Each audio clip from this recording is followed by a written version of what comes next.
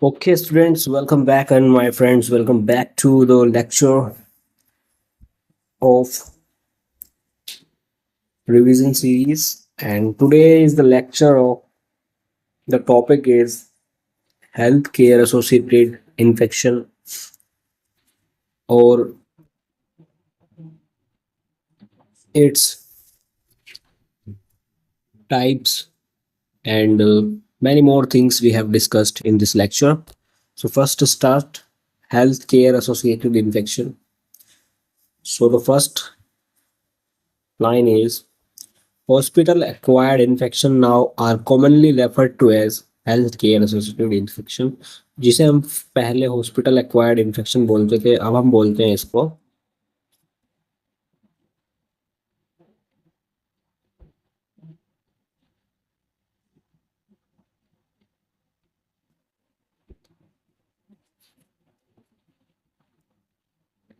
Infection now cold as, या refer कर सकते हैं हम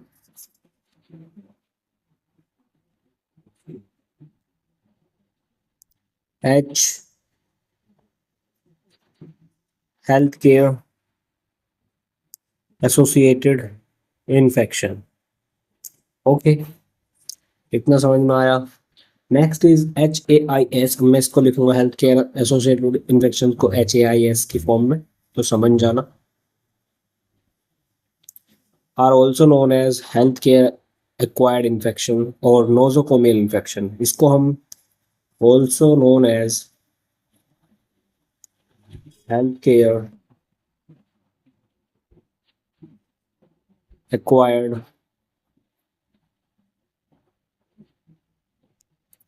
infection या फिर कह सकते हैं nosocomial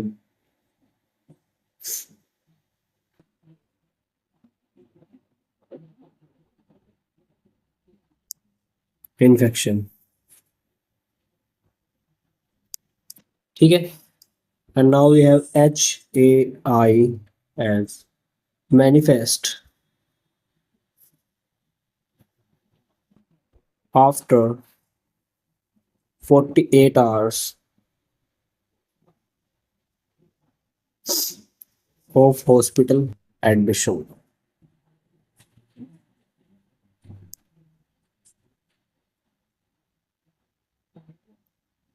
ठीक है, इतना समझ में आया आपको। तो इसे हम कब मैनिफेस्ट कर लेते हैं, जब हमारे 48 आवर्स ऑफ एडमिशन हो चुके होते हैं, तब इसका पता चलता है, तब हम उसको कहते हैं हॉस्पिटल एक्वायर्ड इन्फेक्शन। ओके, अब हम इसकी टाइप्स की बात कर लेते हैं। सबसे पहले इसके टाइप्स आ जाते हैं।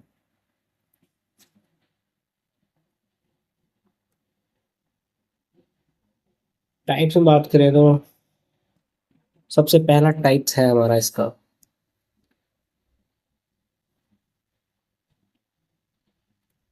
Central line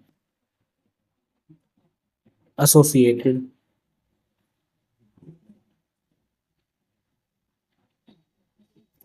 blood stream infection.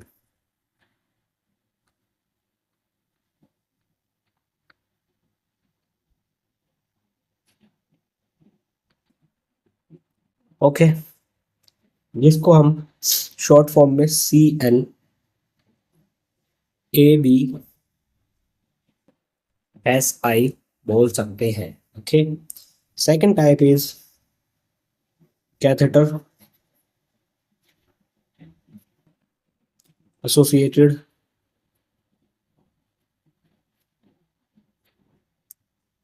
urinary tract infection।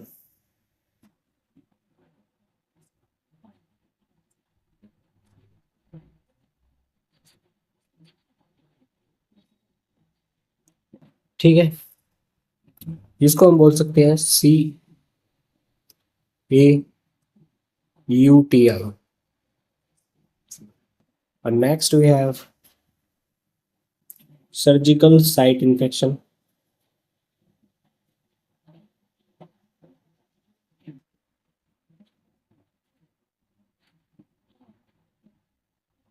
Surgical site infection को हम बोलते हैं SSI। उसके बाद हमारा इन्फेक्शन का टाइप्स है वेंटिलेटर एसोसिएटेड निमोनिया।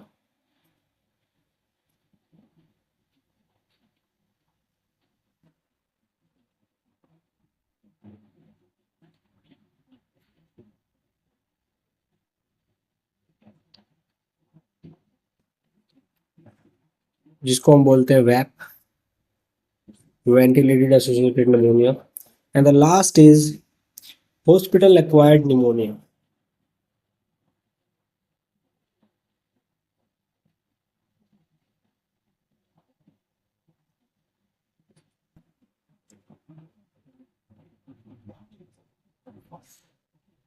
ओके, जिसको हम बोलते हैं HAP है। ठीक है, बात करते हैं एक एक के बारे में। सबसे पहले वाला उठाते हैं, central line associated blood stream infection. तो क्या ये blood stream infection that occurs more than 48 hours after the insertion of a central line or within a 48 hours of its removal।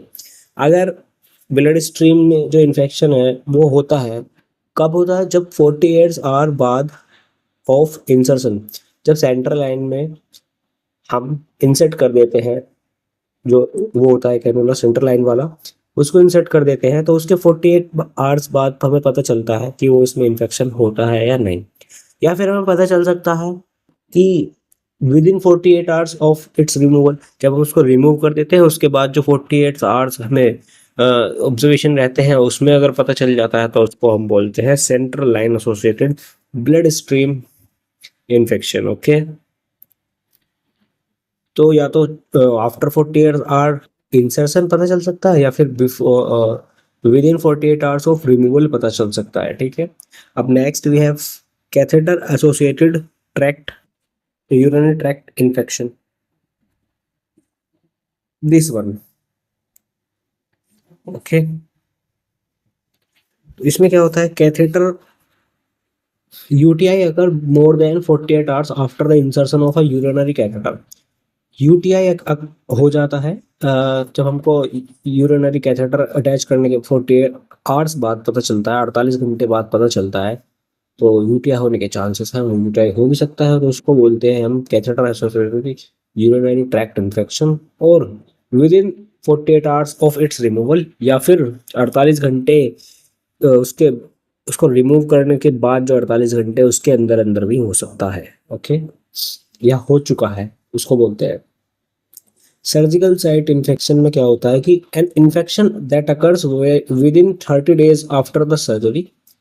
ठीक है, या तो वो विद इन 30 days हो जाएगा जब आपने सर्जरी कराई उसके बाद, या फिर within 1 year of an implant was placed, या अगर कोई 1 साल के अंदर अंदर वहाँ पे कोई इम्प्लांट प्लेस्ड हो गया उसके कारण से वहाँ पे एसएसआई हो जाएगा। And involve the surgical incision deep tissue और ऑर्गन्स, इनको डैमेज कर दो, इनमें ये हो सकता है। ठीक है, तो सर्जिकल साइट इन्फेक्शन हो गया हमारा। नेक्स्ट वी हैव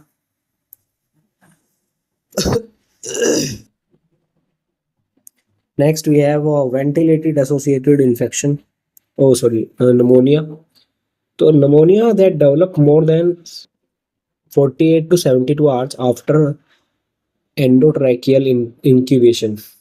जब हमने इंक्यूबेशन कर दिया है, एंडोट्रैकियल इंक्यूबेशन, उसके बाद अगर 48 या 72 घंटे में हमको उसके सिम्टम्स या उसका निमोनिया डेवलप हो सकता है। ठीक है, उसके बाद जो होता है हॉस्पिटल एक्वायर्ड निमोनिया, इसकी बात करें तो इसमें क्या होता है कि निमोनिया दैट अकर्स 48 घंटे और more than after admission to the hospital and did not appear to be incubating at the time of admission। Admission के टाइम पे पता नहीं चलता है, लेकिन 48 घंटे बाद उसको जब वो एडमिशन ले लेता है उसके बाद उसको पता चलता है कि हाँ उसको हो गया है ये दिक्कत। तो ये सारे टाइप्स हैं इसके हॉस्पिटल एक्वायर्ड इन्फेक्शन के। अब कुछ इन्फेक्शन पे बात कर लेते हैं। सबसे पहले आता है हमारे पास हेडिंग, डाल लीजिए गाइस थोड़ा सा।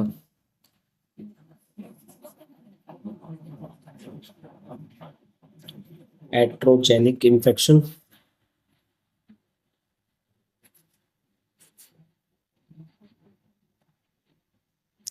ठीक है, इसकी बात करते हैं।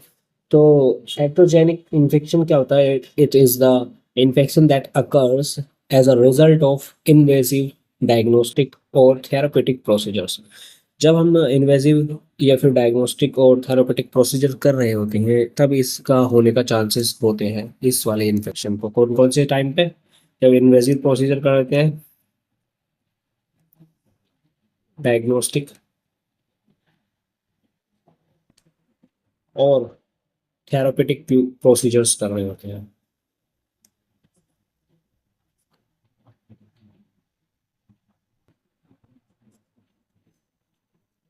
ठीक है, तो इसके होने के चांसेस ज़्यादा होते हैं। और prevention of cross infection in hospital, तो किस किस बातों का ध्यान रखना है हमें अगर प्रिवेंशन करना है?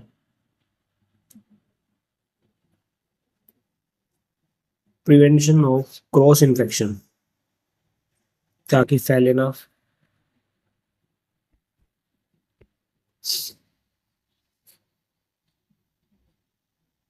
ठीक है, किन किन बातों का ध्यान रखना है इस पर बात कर लेते हैं। सबसे पहले तो हैंड वॉशिंग हमको मैंडेटरी करनी है।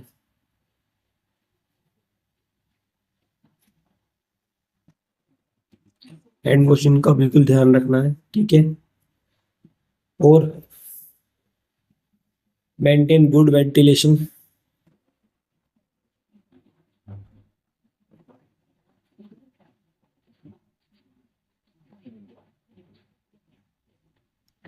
गुड वेंटिलेशन का ध्यान रखना है। Maintain general cleanness of hospital.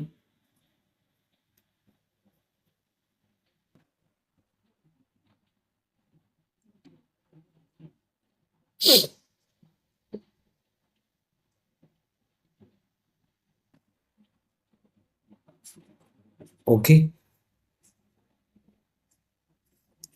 और उसके बाद नेक्स्ट आता है हमारे पास safe food and water supply. वहाँ पे अच्छी safe food and water supply होनी चाहिए।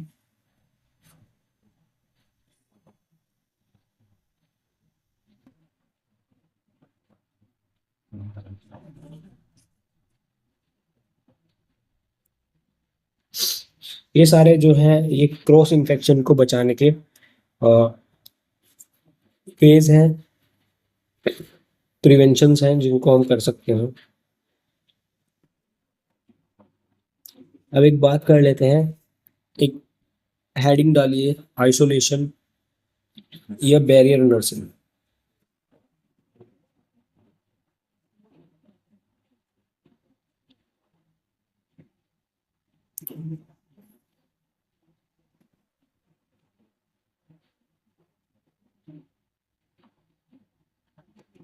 ठीक है, हेडिंग डाल ली, इसके बारे में लिखिए थोड़ा सा, क्या चीज़ है ये। तो आइसोलेशन क्या होता है, आइसोलेशन नर्सिंग क्या होता है? सबसे पहले तो आइसोलेशन नर्सिंग क्या होता है कि it is carried out by placing the patient in a single room. It is carried out by placing the patient in a single room.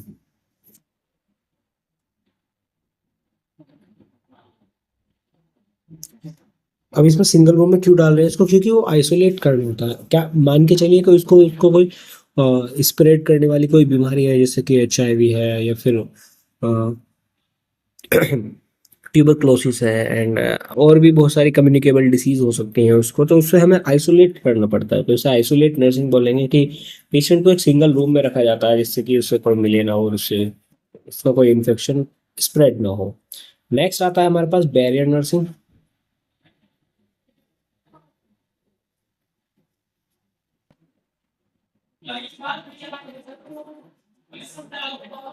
ठीक है, nursing technique by which a patient with an infection disease is prevented from infection infecting other people. तो barrier nursing भी एक ऐसी technique है जिसकी वजह से हम दूसरे पीपल्स को इन्फेक्टेड होने से बचा सकते हैं। तो ये भी प्रिवेंट करती है, तो ये प्रिवेंट के काम में आती है। Prevented other people, prevented from infection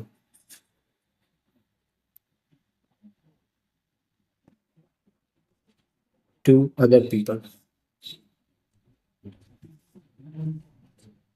तभी इनको एक साथ रखा गया है इन दोनों को, ताकि इस पे बिल्कुल गौर किया जा सके।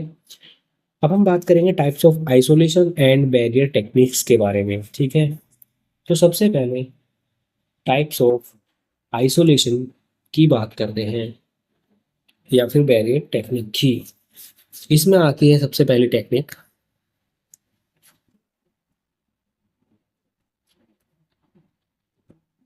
Types of isolation. Types of isolation, ठीक है। तो फर्स्ट टाइप है ये हमारा रेस्पिरेटरी आइसोलेशन या फिर ड्रॉपलेट इन्फेक्शन।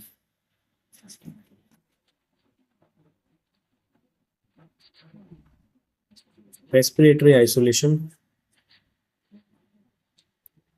या हम कह सकते हैं ड्रॉपलेट इन्फेक्शन, ठीक है। तो इसमें कैसे काम करता है कि अगर आपको रेस्पिरेटरी आइसोलेशन करना है या फिर ड्रॉपलेट इन्फेक्शन, किसी को ड्रॉपलेट आपके नहीं चाहे, आपको किसी को हट नहीं करना है, तो इसमें आप सिंपल से एक टेक्निक यूज करते हैं, मास्क वियर करना। सो वियर ए मास्क, ठीक है, ताकि आप अच्छे से उसको कंट्रोल कर सकें। फिर आता है हमारे पास सेकंड टाइप इज, ये फर्स्ट हो गया, ये सेकंड। सेकंड में हमारे पास आता है antique isolation, ENTRIC।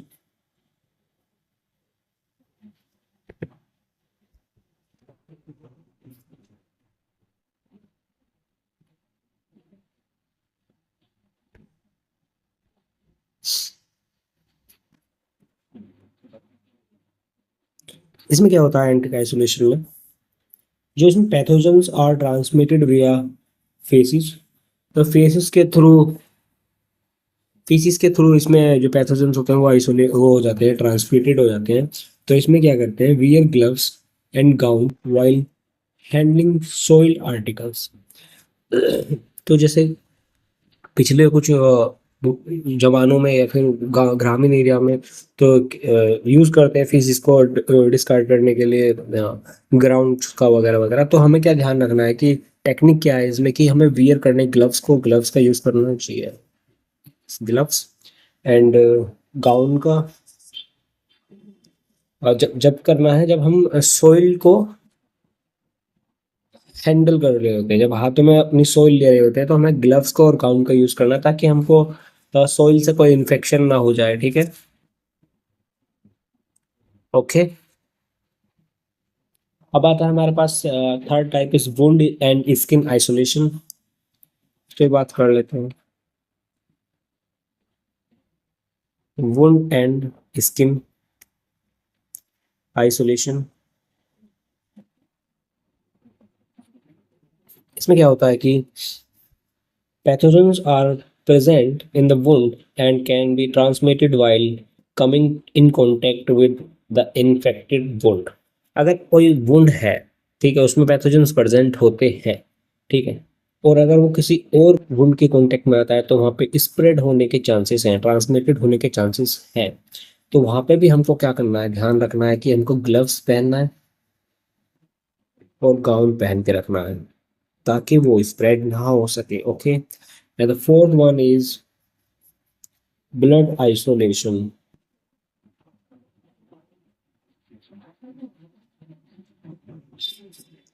Blood isolation में क्या करते हैं हम, सबसे पहले जो इसमें pathogens are found and spread via blood, blood के थ्रू जो भी पैथोजेंस और ट्रांसमिटेड हो रहे हैं, तो उनको भी हमें रोकने के लिए हमें ग्लव्स यूज करने, while coming in contact with blood, जब भी हम ब्लड के कांटेक्ट में आ रहे हैं तो हमको वियर ग्लव्स। सो यहाँ पे आपने बहुत सारी चीज कॉमन देखी होगी, ग्लव्स, गाउन, ग्लव्स, ठीक है, तो सबसे मेन चीज आपको यही रखनी है, हैंड वॉशिंग करते ही आप हॉस्पिटल में अगर हैं तो ग्लव्स का यूज जरूर जरूर करें, ताकि ट्रांसमिशन का खतरा बचा रहे। ओके, अब हम बात करते हैं टाइप्स, ट्रांसमिशन बेस्ड प्रिकॉशन। तो इस पे बात कर लेते हैं भाई।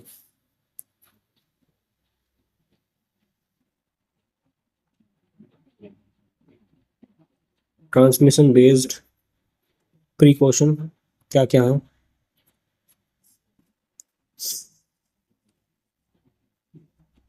तो इसमें आता है हमारे पास टाइप्स ऑफ पीपीई।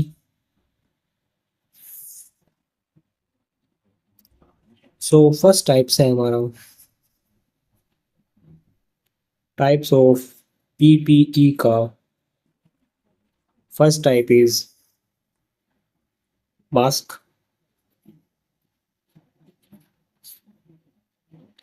मास्क में हमने आपको बताया कि कांटेक्ट नहीं होता इससे, ड्रॉपलेट को वो मोड ऑफ ट्रांसमिशन को क्या क्या रोकता है, तो इसमें ड्रॉपलेट को रोक देता है। ठीक है, एयरबोन, यस, N95 मार्क होना चाहिए और इक्विवेलेंट होना चाहिए, इसके लिए हायर होना चाहिए।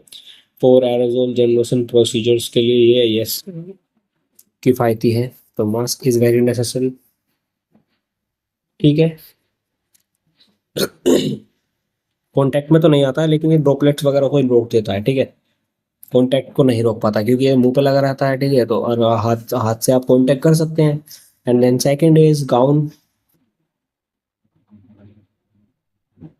तो गाउन में आप कांटेक्ट में नहीं आ सकते, ये भी बच गया आपका, लेकिन आप ड्रॉपलेट के कांटेक्ट में आ सकते हैं। ठीक है, और एयरबोन के कांटेक्ट में भी आ सकते हैं, लेकिन आप एरोजोल जनरेटिंग प्रोसीजर्स के बारे में इससे किफ़ायती हैं। ठीक है, तो दो चीज़ इसमें यही है। फिर आता है ग्लव्स। ग्लव्स में आप कांटेक्ट तो नहीं हो सकते किसी के हाथ में, लेकिन आपको ड्रॉपलेट के उसमें आ सकते हैं, खतरे में, एयरबोन के में आ सकते हैं, और एरोजोल के में नहीं आ सकते। ठीक है, तो यहाँ पे आपको दो जगह बचाता है ये। उसके बाद गोगल्स और आई शील्ड, तो ये किस किस के खतरे को बचाती है? बस ओनली एरोजोल के, एरोसोल के खतरे को बचाते हैं। तो कौन से? गोगल्स, या फिर हम बोल सकते हैं फेस शील्ड, आई शील्ड।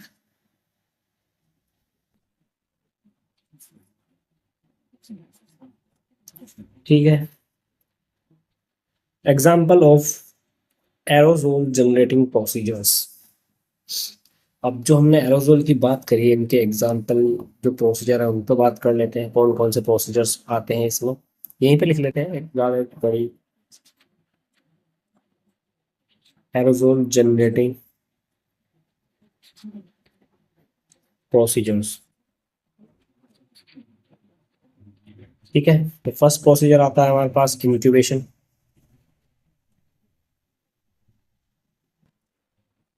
सेकंड आता है non invasive positive pressure ventilation, ventilation. Okay, फिर आता है हमारे पास ट्रैकेक्टोमी।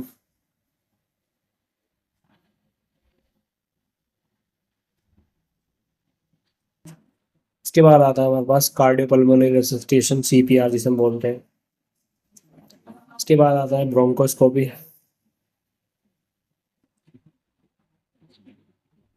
दीज आर द, और एक लास्ट और लिख लो यार, sputum induction.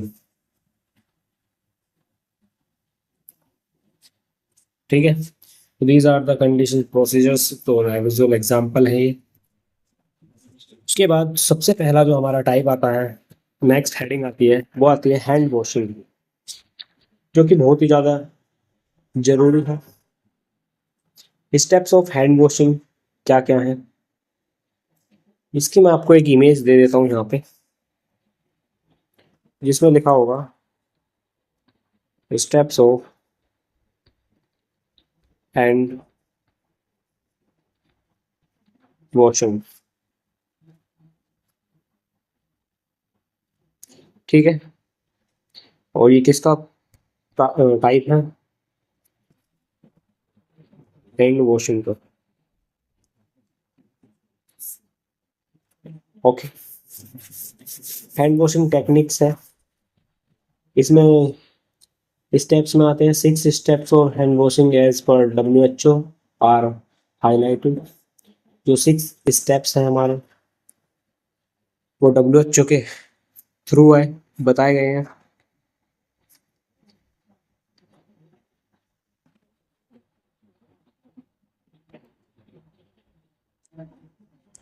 Bye WHO, world health organization. ठीक है।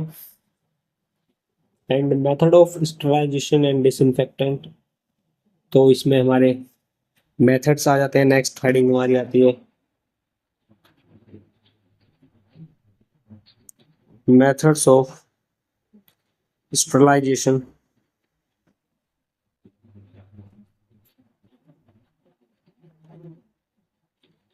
And disinfectant.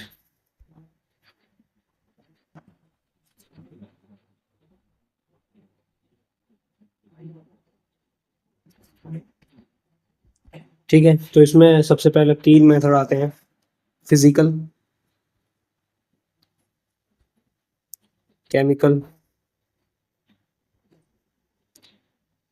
और फिजियोकेमिकल।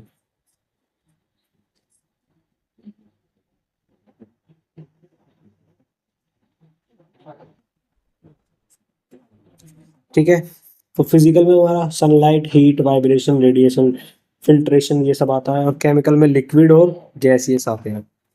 ठीक है, तो ये हमारा हो गया यहाँ पे स्टरलाइजेशन एंड डिसइंफेक्शन। तो यहाँ पे हमने फिजिकल के बारे में पढ़ा और केमिकल और फिजियोकेमिकल। ओके, तो फिजिकल के अंदर भी हमारे कई सारे पॉइंट्स आते हैं, जैसे कि सनलाइट हो गया, हीट हो गया, वाइब्रेशन हो गया, रेडिएशन हो गया और फिल्ट्रेशन हो गया। एंड लिक्विड और गैसेस हमारा इसके अंदर आ जाते हैं, लिक्विड और गैसेस। इसके अंदर हमने पढ़ा सनलाइट, हीट, वाइब्रेशन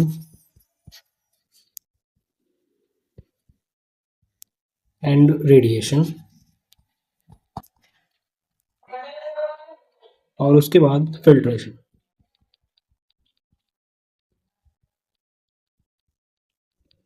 ठीक है,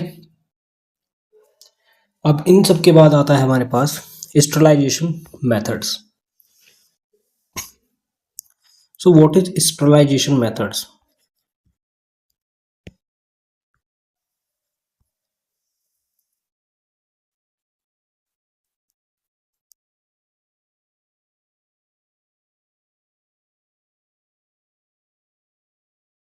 ठीक है, बात करते हैं इन पे।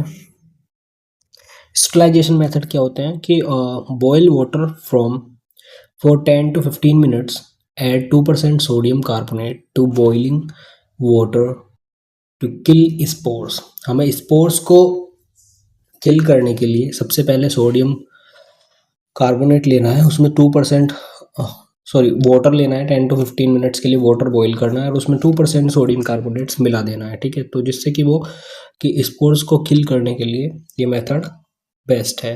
अब इसमें आर्टिकल कौन कौन से आ जाते हैं? आर्टिकल्स आ जाते हैं इसमें, पहले इसकी क्वांटिटीज लिख लेते हैं कि बॉयल वाटर में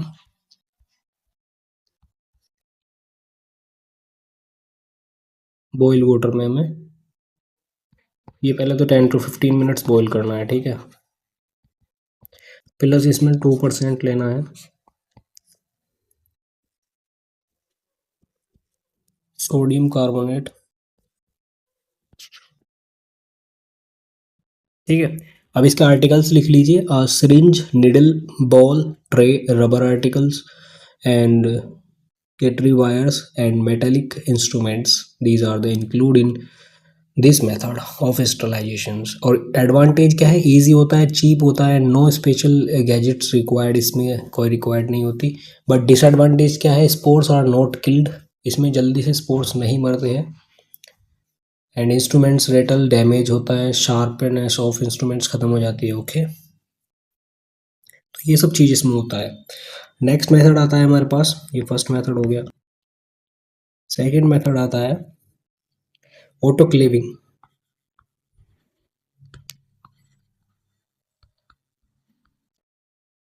ऑटोक्लेविंग क्या होता है कि इसमें ब्लेंट मेटालिक इंस्ट्रूमेंट्स होते हैं, जैसे रबड़, glass articles, linen and bandages, non absorbable sutures materials, इसमें ये होते हैं सब आर्टिकल्स। तो ये ऑटोक्लेविंग मेथड होता है। तो इसमें स्पोर्ट्स को किल किया जाता है। एंड ये एडवांटेजेस है इसकी, storage possible for 5 to 6 days होता है इसमें। एंड डिसएडवांटेजेस है, स्पेशल गैजेट्स रिक्वायर्ड होते हैं इसमें बहुत सारे। तो उसकी बात होती है। थर्ड प्रोसेस आता है हमारे पास हॉट एयर स्टरलाइजेशन।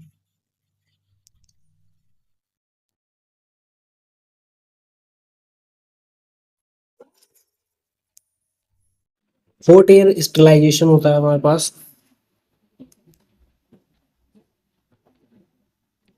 जिसमें कि हम carbonic acid and cetrimide, lysol, formalin, iodine, 70% alcohol इसमें लेते हैं। और ये शार्प मेटालिक इंस्ट्रूमेंट्स के लिए होता है।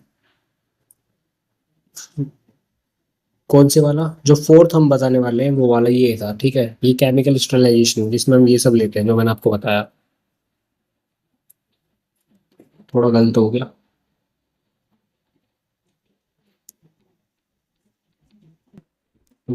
हॉट एयर में क्या होता है कि talcum powder, glass items and culture media, these are the hot air, या फिर ड्राई हीट हम बोल सकते हैं स्टरलाइजेशन। एंड केमिकल स्टरलाइजेशन में आपको बताया मैंने, carbonic acid and cetrimide, lysol, formalin, iodine, 70% alcohol, ये इसमें लेते हैं। ये शार्प इंस्ट्रूमेंट्स के लिए होता है।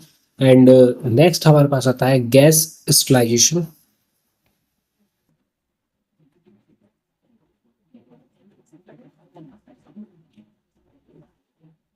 गैस स्टरलाइजेशन में क्या होता है कि इथाइलिन ऑक्साइड या फॉर्मल्डिहाइड एक सोल्यूशन होता है, उसमें लेते हैं। ये रेस्पिरेटर्स या फिर endoscopes, heart lungs machines, gaseous, glass, rubbers, articles, ये सब इसमें होते हैं इन्वॉल्व, ठीक है। एंड फर्नीचर एंड क्लोथिंग वगैरह भी इसमें ले सकते हैं गैसेस वाले को। नेक्स्ट आता है सिक्स हमारे पास गामा रेडिएशन।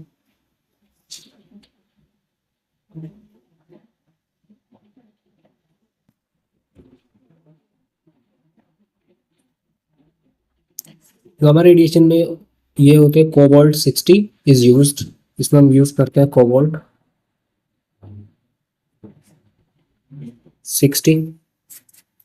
और इसमें ग्लव्स, कैथेटर्स, ट्यूब्स, सिरिंज और ड्रैप्स के बारे में, और इसको क्लीन करते हैं। इंस्ट्रूमेंट जो होते हैं हमारे, ये सब स्टरलाइज होते हैं, ओके।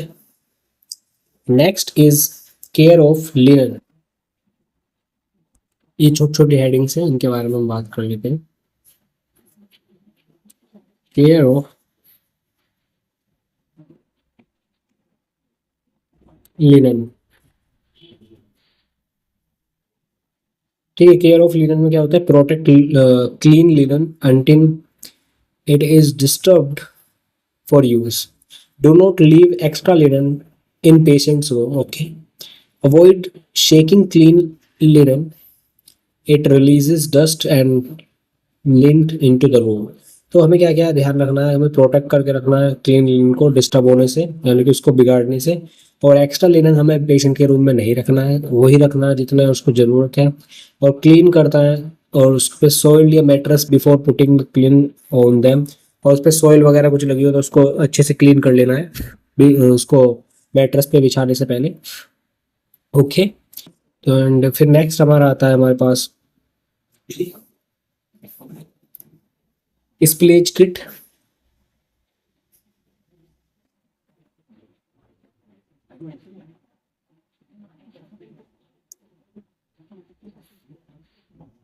एक एक चीज हम रिवाइज करेंगे, जितना भी हमने रिवाइज किया है सब कुछ।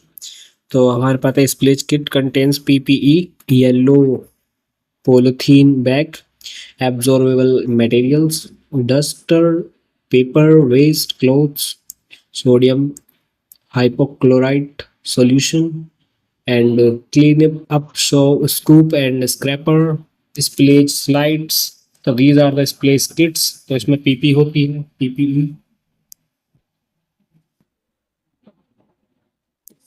पीपी होता है जिसमें कि सारे मास्क वगैरह, गाउन्स, ग्लव्स वगैरह सब आए।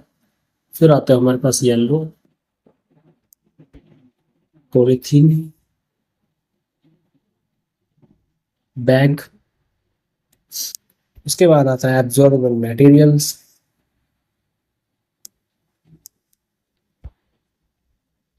उसके बाद आता है हमारे पास सोडियम हाइपोक्लोराइड सॉल्यूशन।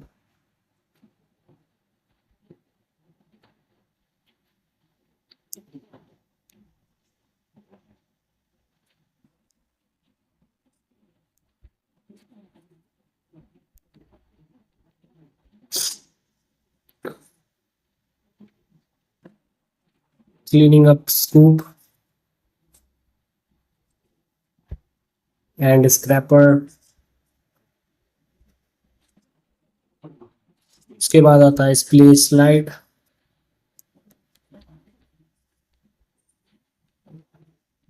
ठीक है, तो ये सब आते हैं स्प्लिट किट में। उसके बाद बात करें तो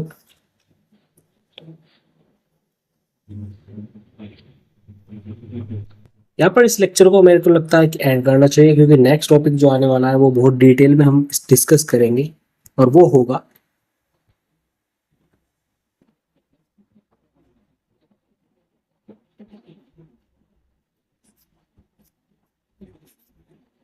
biomedical waste management, fundamental of nursing का टॉपिक। ठीक है, इस पे हम बात करेंगे नेक्स्ट लेक्चर में। तब तक के लिए इसको रिवाइज कर लेना एक बार और अच्छे से पढ़ लेना भाई। ठीक है।